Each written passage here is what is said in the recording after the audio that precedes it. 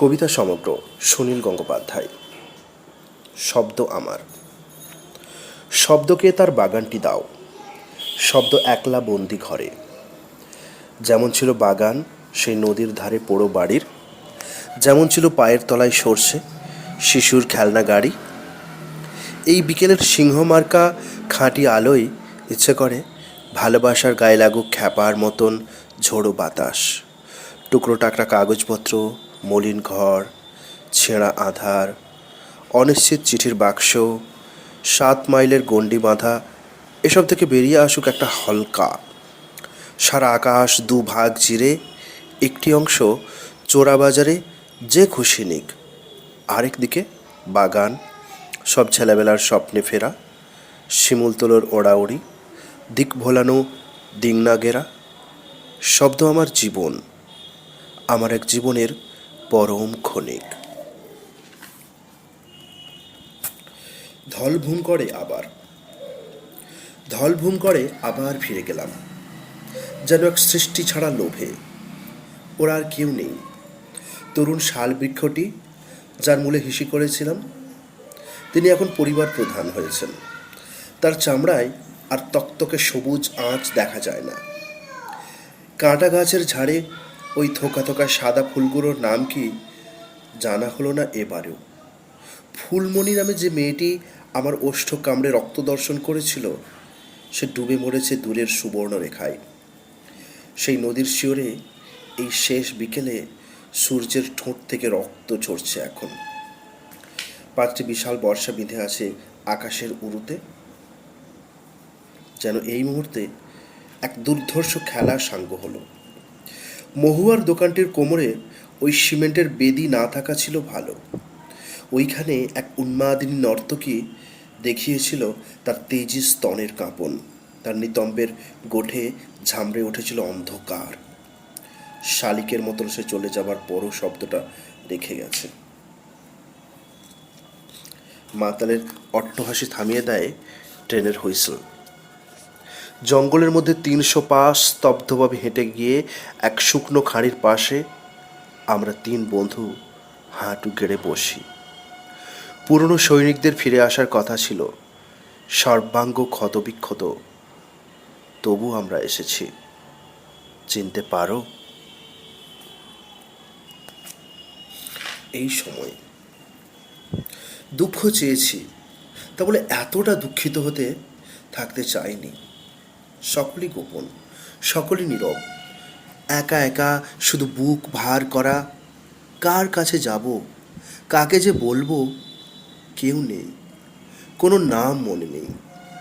সকলে আলাদা, নিরালায় একা। কেউ কারো মুখে সহজে চায় না, কোনো কথা নেই, শুধুই শুকনো লৌকিকতার লঘু চোখাচোখি।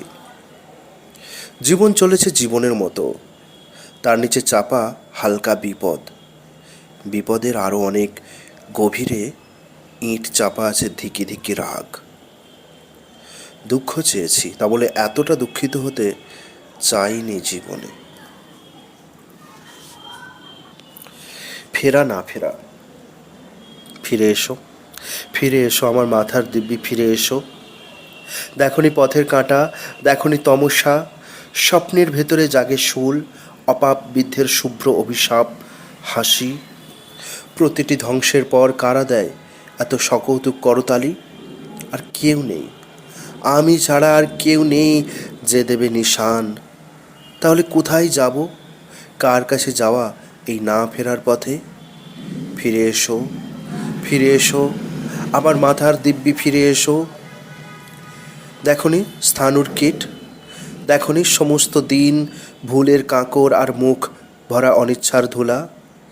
এরকম কথা ছিল, যখন তখন সব প্রয়াসে বিলিয়ে দেওয়া শপথ ছিল না? ছিঁড়ে যায় হাজার অদৃশ্য সুতো, আরও কিছু যার নাম মায়া।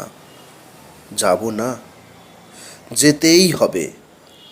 এখন যদি না যাই তবে আর কবে? ফিরে এসো, ফিরে এসো আমার মাথার দিব্যি, ফিরে এসো।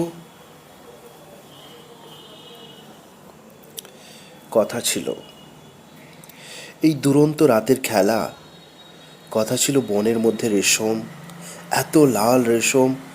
কথা ছিল বাতাস ভাঙে বিজন দ্বীপ, আকাশ ভাঙে ঘর, দুঃখ ভাঙে নরম হাত, কঠিন হাত। কথা ছিল হে সুন্দর, হে আনন্দ, এত সুদূর। ফেরার পথ ভুলে যাবার কথা ছিল। খেলার ছলে ফেরা এই শব্দটিকে ভিজে নিয়ে চষাচষি করি খেলার ছলে, এবং একার খেলা কোনোদিন নিয়ম মানে না।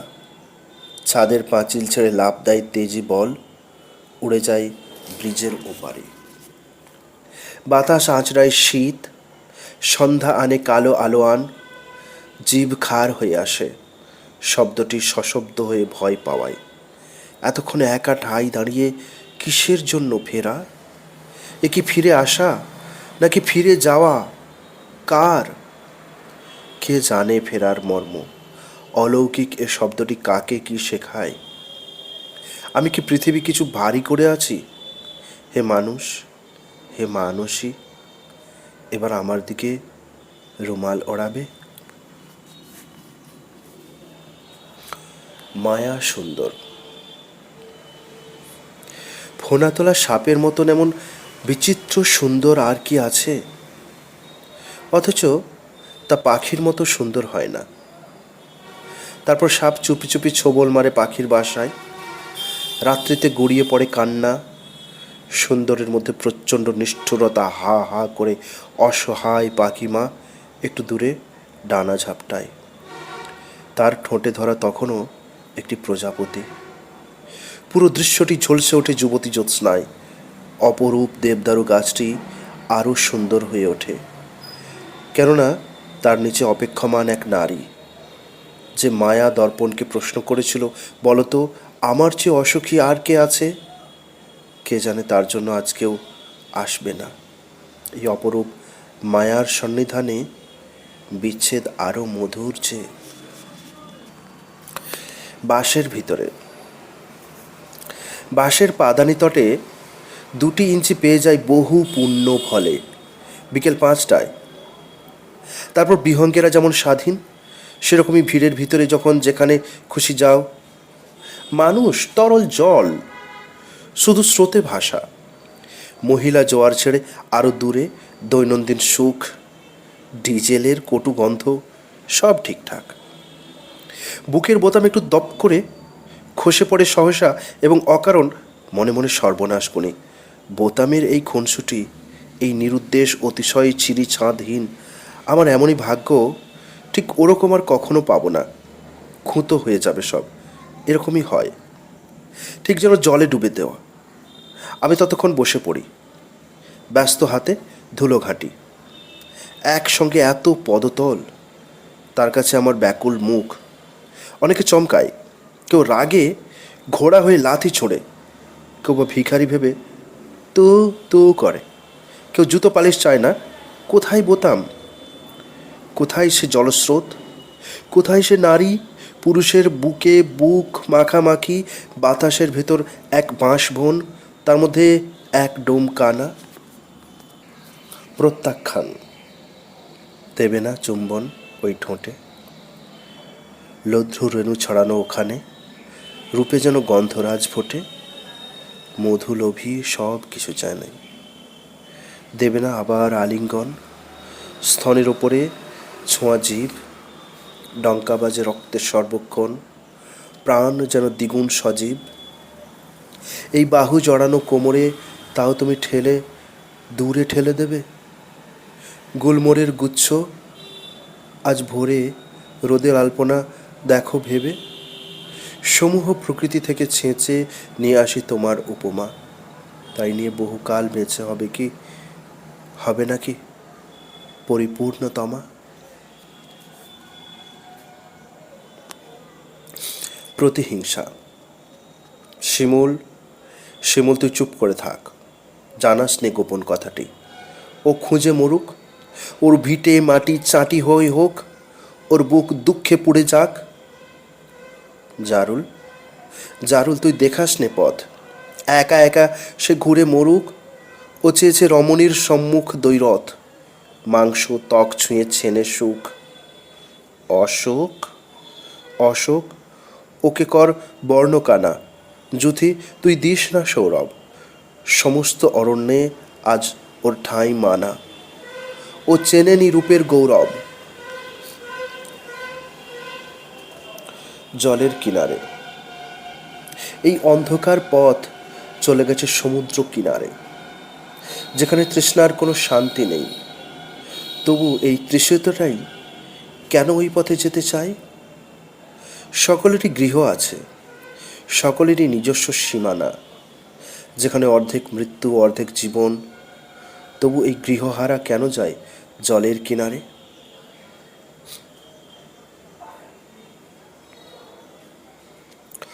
চিড়িয়া মোড়ে নেমে পড়ল দূরদেশিনী। বুক দেখেছি, ঘাড় দেখেছি, মুখ দেখিনি। মাথায় ছিল রোদের উল, এলো কেশিনী। বাহুর কাছে স্বর্গ সুবাস, দূরদেশিনী। বুক দেখেছি, ঘাড় দেখেছি, মুখ দেখিনি। আমার যেটুকু প্রাপ্য আমি তার বেশি নেই। ভুরুর একটু বাঁক ছিল না, এলো কেশিনী।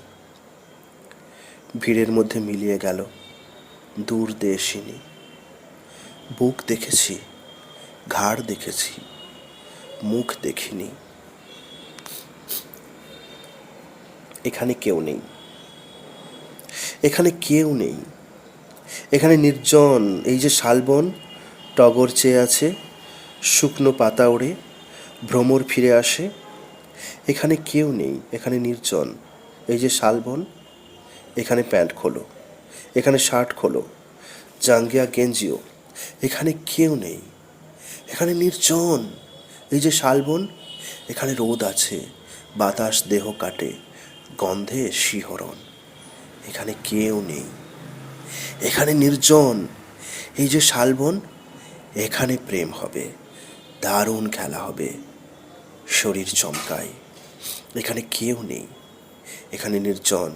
এই যে শালবন, মাটিতে গড়াগড়ি, কামড়ে ছিঁড়ে নেওয়া নিবিড় রণও হলো। এমন রতি সুখ, এমন ভালোবাসা জীবনে একবার। একটি স্তব্ধতা চেয়েছিল, একটি স্তব্ধতা চেয়েছিল আর এক নৈঃশব্দকে ছুঁতে। তারা বিপরীত দিকে চলে গেল। এ জীবনে দেখাই হলো না। জীবন রইল পড়ে বৃষ্টিতে, রোদ্দুরে ভেজা ভূমি, আর কিছু দূরে নদী। জল নিতে এসে কোনো সলাজ কুমারী দেখে এক গলা মোচড়ানো মরা হাঁস। চোখের বিষয় থেকে আঙুলের প্রতিটি ডগায় তার দুঃখ। সে সময় অকস্মাৎ ডঙ্কা বাজিয়ে জাগে জ্যোৎস্নার উৎসব। কেন, তার কোনো মানে নেই। যেমন বৃষ্টির দিনে অরণ্য শিখরে ওঠে সুপুরুষ আকাশের সপ্ত রং ভুরু, আর তার কাছে, খুব কাছে মধুলোভী আচমকা নিঃশ্বাসে পায় বাঘের দুর্গন্ধ। একটি স্তব্ধতা চেয়েছিল আরেক নৈঃশব্দকে ছুঁতে। তারা বিপরীত দিকে চলে গেল। এ জীবনে দেখাই হলো না। এই জীবন। ফ্রয়েড ও মার্কস নামে দুই দাড়িওয়ালা বলে গেল, মানুষেরও রয়েছে সীমানা। এঁচোড় পাকার মতো এরপর অনেকেই চড়িয়েছে গলা। নৈমণ্ড শিকারী দেয় মনোলোকে হানা।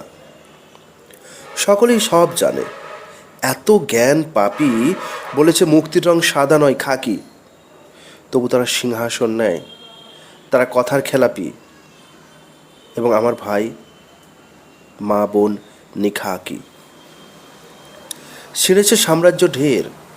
নতুন বসতি পুরনো হবার আগে দুবার উল্টায়। দিকে দিকে গণভোটে রটে যায় বেশ্যারাও সতী। রং পলেস্তারা পরে দেয়ালে চলটায়। এরকম চলে আসে। তবু নিরালায় ছোট এক কবি বলে যাবে সিধে কথা। সূর্যাস্তের অগ্নিপ্রভা লেগে আছে আকাশের গায়ে। জীবনই জীবন্ত হোক, তুচ্ছ অমরতা। আমাকে জড়িয়ে।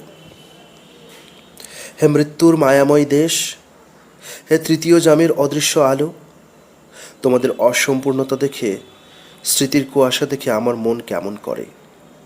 সারা আকাশ জুড়ে দাঁড়িয়ে আছে এক পরম কারুণিক নিখাদ নিষাদ, তার চোখ মেটে সিঁদুরের মতো লাল। আমি জানি তার দুঃখ।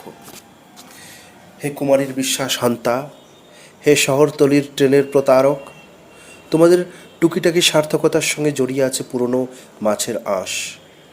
হে উত্তরের জানালার ঝিল্লি, হে মধ্য সাগরের অভিযাত্রী মেঘদল, হে যুদ্ধের ভাষ্যকার, হে বিবাগী, হে মধ্য বয়সের স্বপ্ন, হে জন্ম, এত অসময় নিয়ে, এমন তৃষ্ণার্ত হাসি, এমন করুণা নিয়ে কেন আমাকে জড়িয়ে রইলে? কেন আমাকে? আত্মদর্শন। অস্ত্র বানিয়েছিলাম পশুর বিরুদ্ধে। আজ পশুরা নিঃশেষিত প্রায়। যে কটি রয়েছে তাদের আদর যত্নে রেখেছি সাজানো বাগানে। এদিকে জমে গেছে অস্ত্রের পাহাড়। দিবাবসানের রক্ত আলোয় দেখা যায় মানুষের স্রোত। চতুর্দশী চাঁদের দিকে রোমহর্ষক ব্যস্ততা। যন্ত্র কষে দেয় ন্যায় অন্যায়ের হিসেব। কুকুরে চাটে পরমান্নের থালা, বিনা বাধায় ছুঁয়ে দেয় যজ্ঞ পূর্বাভাস। বীজাণুর চেয়েও দ্রুত বেগে বেড়ে ওঠে মানুষ। সে মানুষ এগিয়ে আসে, নিজের মুখচ্ছবিকেই সে ভয় পায়। ভাদ্র মাসের ব্যাঙ আশ্রয় নেয় মানুষের গলায়। জলে রোদ্দুরে স্নান করে মাঠে হাল ধরে আছে 5,000 বছরের পুরনো মানুষ। আর নগরে বন্দরে নতুন মানুষেরা ছুঁয়ে আছে অস্ত্রের বোতাম। কেউ কারুর নয়, শোনা যায় এই নিঃশব্দ হাহাকার। কেউ কারুর নয়। কেউ নদীর জলে একলা চোখের জল মেশায়। রঙ্গালয়ে কোমরলোভী যুবকের হাত অনায়াসে যা চায় তা পায়। সে জানে না সে 27টি মৃত্যুর জন্য দায়ী। পাপবোধ নিয়ে লেখা হয় কাব্য, আর নিরপরাধ কারাগারে বসে খোঁটাখুঁটি করে চাম্পোকা। রাস্তায় ছোটাছুটি করে অনিচ্ছায় ফসলের মতন শিশু। কেউ কারুর নয়, শোনা যায় এই নিঃশব্দ হাহাকার। কেউ কারুর নয়। অথচ ভালোবাসার কথা ছিল, অথচ মানুষের কাছাকাছি আসার কথা ছিল। ভুল লুণ্ঠিত জ্যোৎস্নায় মিশে আছে বহু শতাব্দীর মনীষা। চতুর্দিকে শঙ্খ ভেঙে যাবার সংঘর্ষ, চতুর্দিকে ভেঙে যাবার অসম্ভব শব্দ, ঠিক যেন ওঙ্কারের মতন কেউ শোনে না। অবেলায় প্রেম। তুমি কি বিশ্বাস ভুলবে? বলবে এসে, প্রথম তরুণ আমাকে মৃত্যুর থেকে তুলে নাও, মুহূর্তে বাঁচাও চোখ তুলে। অথবা মুহূর্ত যেন জন্মান্তর পায়, যেন পাপহীন ভুলে সুকুমার স্তন ওষ্ঠ জঙ্ঘা মূল ভবিষ্যৎ ভ্রূণ অচিরাত সৌন্দর্যের এই পান্থনিবাসগুলি বেঁচে বর্তে থাকে। বিবিধ অপ্রেম এসে না হয়তো শরীরের মাংস ছিঁড়ে খাবে। তুমি কি ঝড়ের মধ্যে ছুঁয়ে যাবে সর্বস্ব শিকড়হীন সন্ধ্যায় আমাকে? বিশ্বাস ভাঙার শব্দ সঙ্গীতের মতন শোনাবে। কেননা বাঁচানো যায় না। রূপরস গন্ধে প্রতিশোধ স্পন্দনে ঢোকায় বিষ। বহু সাময়িক মৃত্যু ফলভোগ করে তোমাকে সময় থেকে তুলে নেব। শৈশবের এই প্রিয় বোধ পশ্চিমে চলেছে। দেখো পশ্চিম কি রমণীয়। অন্ধকার ঘরে এখন পিশাচ সিদ্ধ অগ্নি জ্বলে। কাপুরুষ লোভে জাগে স্নায়ু। এখন প্রার্থনা নেই, অপমৃত্যু আমাদের কেড়ে নেবে আয়ু।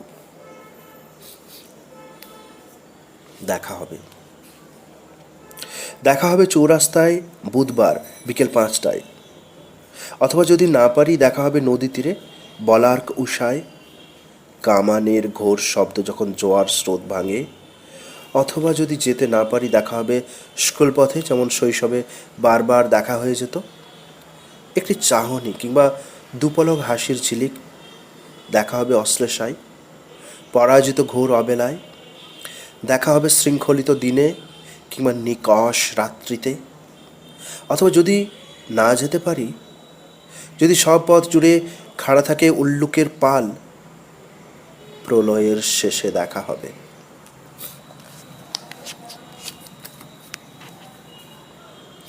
ভালোবাসা।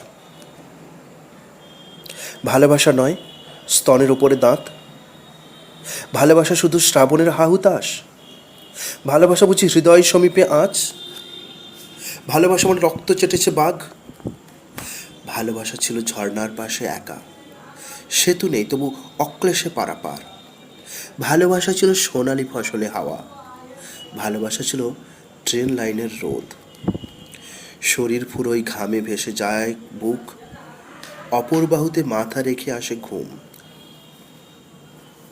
ঘুমের ভিতরে বারবার বলি আমি, ভালোবাসাকেই ভালোবাসা দিয়ে যাব। তুমি আমি। গরিব না খেয়ে থাকে, গরিব রাস্তায় শুয়ে থাকে, তুমি আমি জমি কিনি, রবিবারে রুই মাছের মুড়ো এসব দোষের নয়, আত্মসুখ কে না চাই বলো, যেখানেই যাও তুমি গরিব ও ভিখিরির বড় আবর্জনা, তুমি আমি চলে যাই সমুদ্রে বা পাহাড়ে হুল্লোড়ে, গরিব কোথায় নেই, গরিবেরা বীজাণুর মতো, মাঝে মাঝে ক্ষোভ হয়, মনে হয় কিছু করা যাক, তুমি আমি সভা করি, সমবেত মিছিলে ঘর যাই, বিমানের পেটে ঢুকে রাজধানী যাওয়া আসা করি, গরিবের জীবনের দাম আছে এরকম সার সত্য বলে নিজের জীবন বিমা মাসে মাসে সুরক্ষিত থাকে। গরিবের কথা ভেবে মনে পড়ে তোমার আমার চেয়েও আরও কত বেশি ধনীরা রয়েছে, কেন কেন আরও গায়ে জ্বালা ধরে, গরিবের জন্য দুঃখ বাড়ে, গরিবের নাম নিয়ে মদের টেবিলে ওঠে ঝড়, গরিব না খেয়ে থাকে, গরিব রাস্তায় শুয়ে মরে, যেমন আপন মনে বহুকাল এমনই মরেছে, তুমি আমি কষ্ট পাই, কবিতার খুব রেগে উঠি।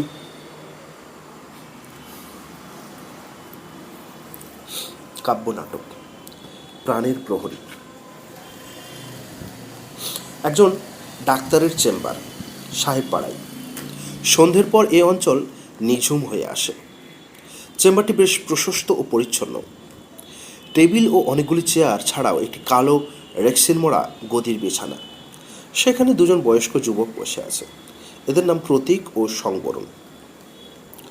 ডাক্তারের দশাশই চেহারা, গলার আওয়াজ গমগমে, তার নাম ঋষিকেশ, সবাই ঋষি বলে ডাকে, তিনি একটু চেঁচিয়ে কথা বলেন, অনেকটা নাটুকে ধরনের, তিনি প্রকৃতপক্ষে একটি প্রৌঢ় চেহারার শিশু। দূর থেকে ডাক্তারের গলার আওয়াজ শোনা যায়, ব্যাপারটা কি ব্যাপারটা কি ব্যাপারটা কি? প্রতীক, ওই আসছে ঋষি, সারা পাড়াটা কাঁপিয়ে। সংবরণ, সারাদিন এত খাটনি, তবুকে ক্লান্ত হতে দেখি না কখনো। ডাক্তার, ব্যাপারটা কি হে, এত চুপচাপ বসে আছো কেন? দূর থেকে ভাবলাম কেউ নেই, আলো জ্বলছে যেন বাগানের মধ্যে একটা ঘর। কিরে সংবরণ, কি যেন ভাবছিস মনে মনে? চুপচাপ থাকবো নাকি, নাচানাচি করবো দুজনে? আর ঠিক 5 মিনিট দেখতাম, তারপর কেটে পড়তাম। আরে বস বস, এত রাগারাগি কেন? আমি একা বহুক্ষণ এখানে ছিলাম, এ সময় কোনো সুস্থ মানুষের দেখা পেতে খুব মন চায়, সারাদিন রুগী আর রুগী। কটা বাজলো? 8:30। না না, তার 5 মিনিট কম। যথেষ্ট হয়েছে, আজ রুগী দেখা এখানে খতম। কানাই কানাই, কেউ এলে বলবি 8টার পর সব অসুখের ছুটি। আমি নেই, দরজা বন্ধ কর। এখন আনন্দ হবে, ফুর্তি হবে। কে ওখানে? কেউ না তো। মনে হলো একটা ছায়া। কিছু নেই। ওফ, এক পার্সি মহিলাকে দেখে এসেছি এইমাত্র, মাগির অসুখ নেই কোনো। ল্যাঙ্গুয়েজ ল্যাঙ্গুয়েজ, যত বলি মা জননী, তোমার তো অসুখ কিচ্ছু না, তবু ঘ্যানর ঘ্যানর করে বলে ঠিকমতো ওষুধ দিচ্ছ তো? এখানে সেখানে ব্যথা, প্রতিদিন ঘুম যাচ্ছে কমে, বড় লোক, টাকার বান্ডিল, ঘুম হয় টাকার গরমে? প্রেশার নর্মাল, স্টুল, ইউরিন কিংবা রক্তে চিনি সমস্ত পরীক্ষা করে দেখা হলো স্বাভাবিক, তবু প্রতিদিনই ডাক পড়ে। আর ঋষি, রাত্রির অনেক হলো, আমরা এখানে পেচ্ছাপ বাহ্যিক কথা শুনবো? এর কোনো মানে হয়? না না, ফুর্তি হবে, আজ ফুর্তির দরকার, আমারই সবচেয়ে বেশি। কেউ ওখানে? কেউ না তো। মনে হলো ঠিক যেন কোনো মেয়ে। বারবার ভুল হচ্ছে কেন এরকম? টাকার ধান্দায় এত পরিশ্রম, এরপর চোখে সর্ষে ফুল দেখবে তুমি ঋষি?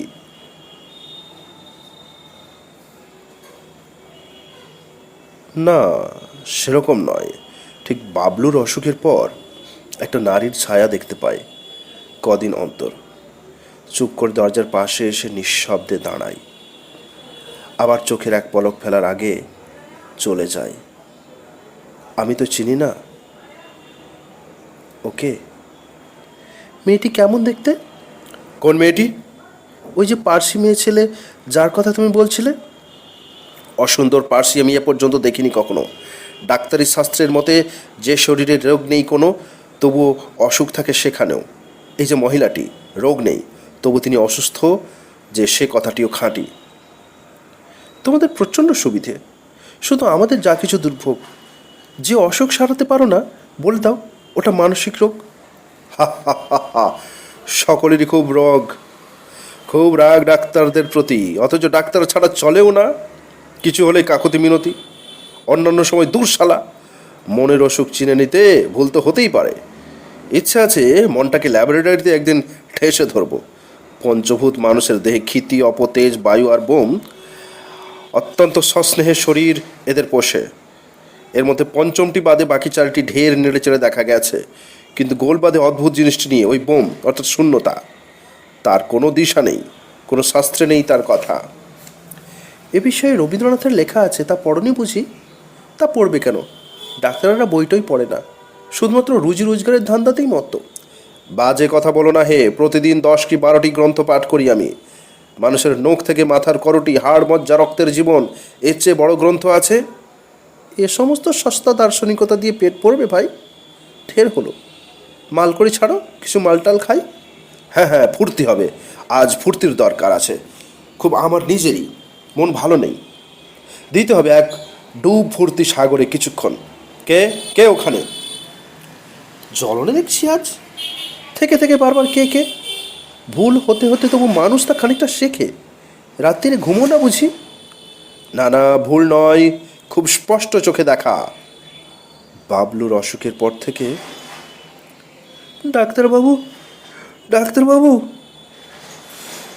নদীতে মাঝিরা যেরকম সুর করে জলে ঝাঁপে, সেরকম কণ্ঠস্বর। ওই তো এসেছে কেউ। ফের কোনো রুকিটুকি? এই লোকটি বহুক্ষণ থেকে আছে দরজার পাশে। না না, এসে নয়, একে জানি। চিনির গলার আওয়াজ মাঝে মাঝে আসে। 7 দিন পর আবার এসেছে বুঝি আজ। আগন্তুকের প্রবেশ। বৃদ্ধ, মুখে 7 দিনের পাকা দাড়ি, একটা রং জ্বলে যাওয়ার নীল জামা গায়ে, আর একটা কারোর প্রতি ভ্রুক্ষেপ না করে শুধু ডাক্তারের দিকে চেয়ে থাকে। ডাক্তারবাবু, ডাক্তারবাবু। কে ধরনি? আবার এসেছো? তুমি এখনো মরনি? মরবো ডাক্তারবাবু। মরার জন্য কি কোনো জায়গা পেলে না? আমার কাছেই বুঝি শুধু দে না। মরবো ডাক্তারবাবু। 7 দিন কোথায় ছিলে? ফের চারা দিয়ে উঠে এলে? মরবো ডাক্তারবাবু। চুপ করো, মরণের উচ্চারণ এখানে নিষেধ। ডাক্তার পকেট থেকে 30-40টা টাকা বের করে দিলেন। লোকটি কোনো কৃতজ্ঞতা বা নমস্কার না জানিয়ে নিঃশব্দে চলে গেল। কি ব্যাপার, লোকটাকে দিলে এত টাকা? আমাদের ফুর্তির খোরাক সব ফাঁকা। আগেও দেখেছি। তুমি ওই বুড়োটাকে টাকা দাও।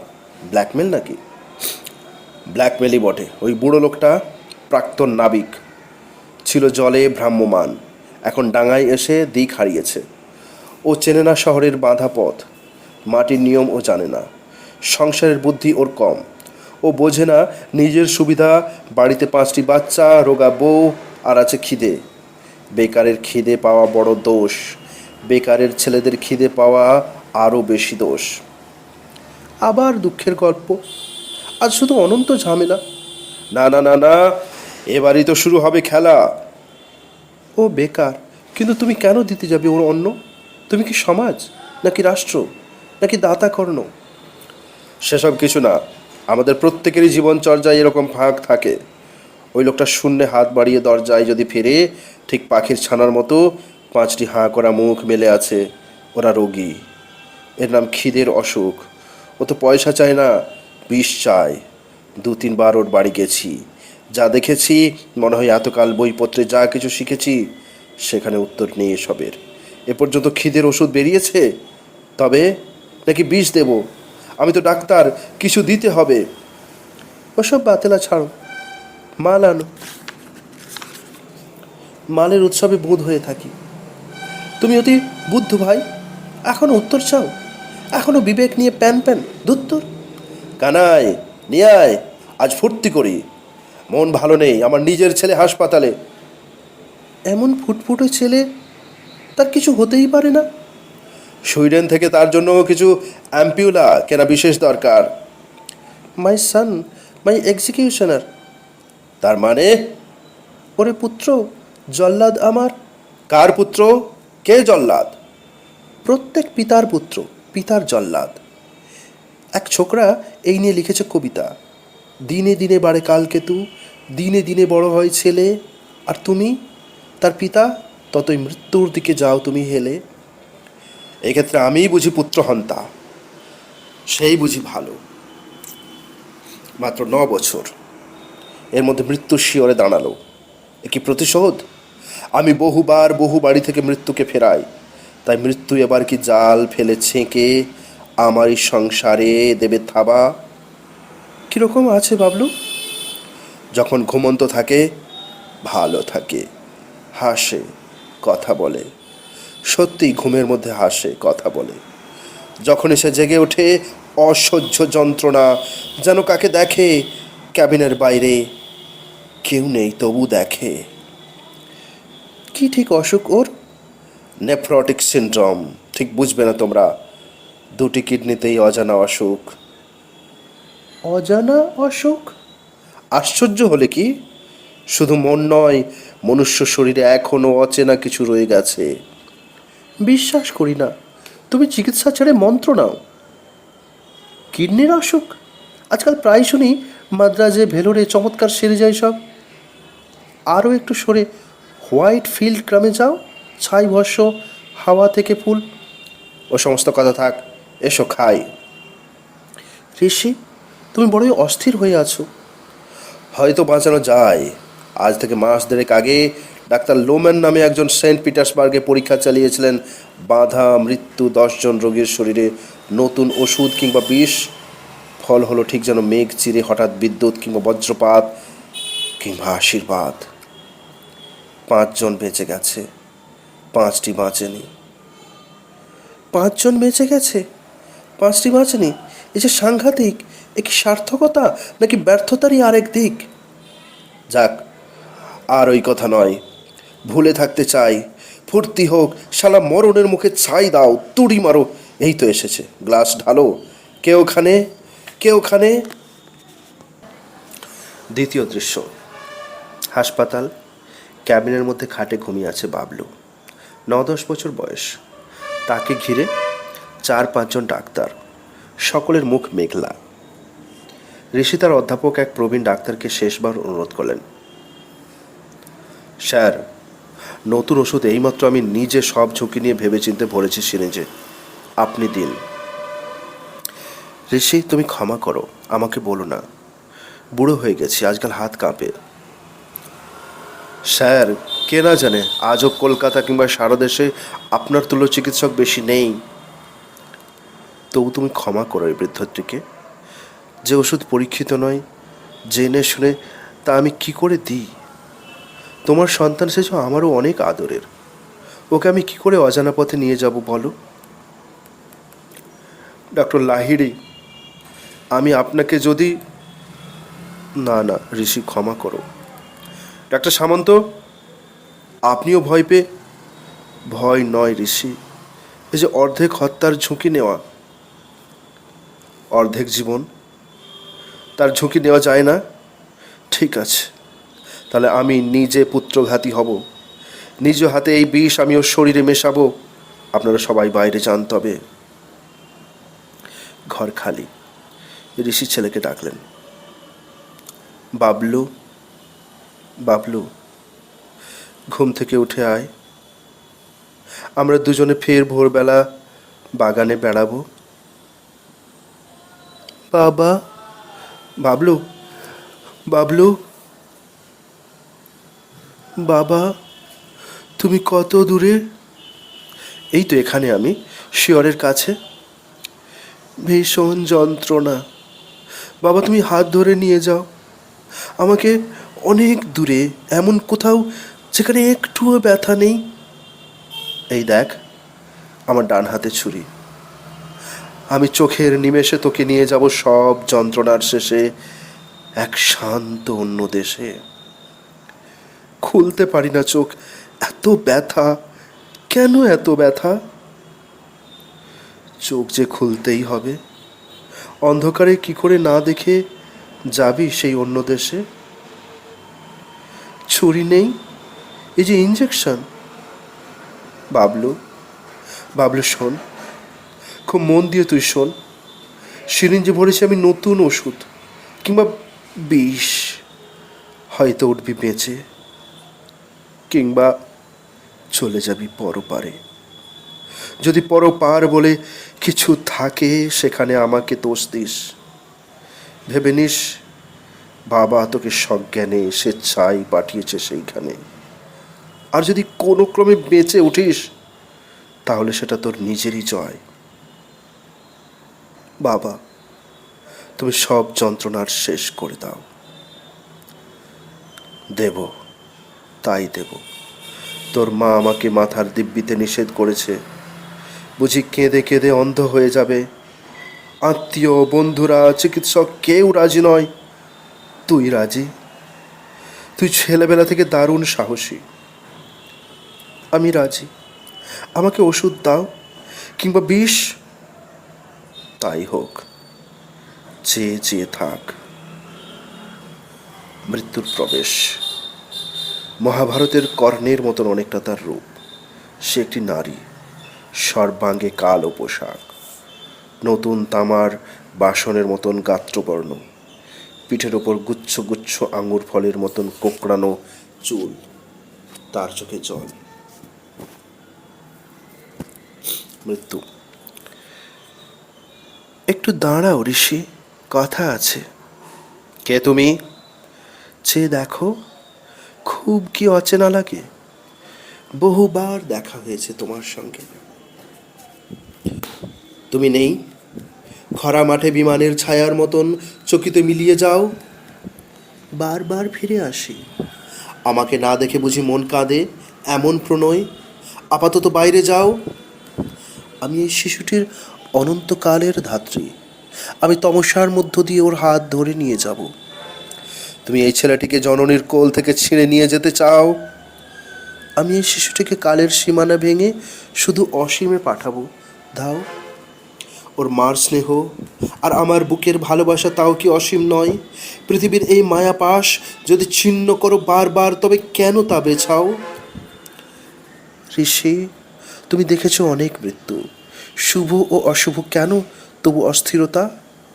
সব মিথ্যে, আমি শুধু ধ্রুব।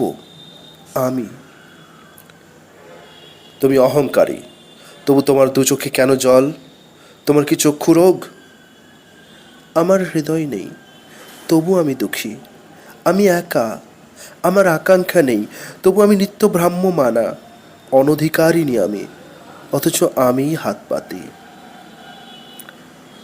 বাবলু।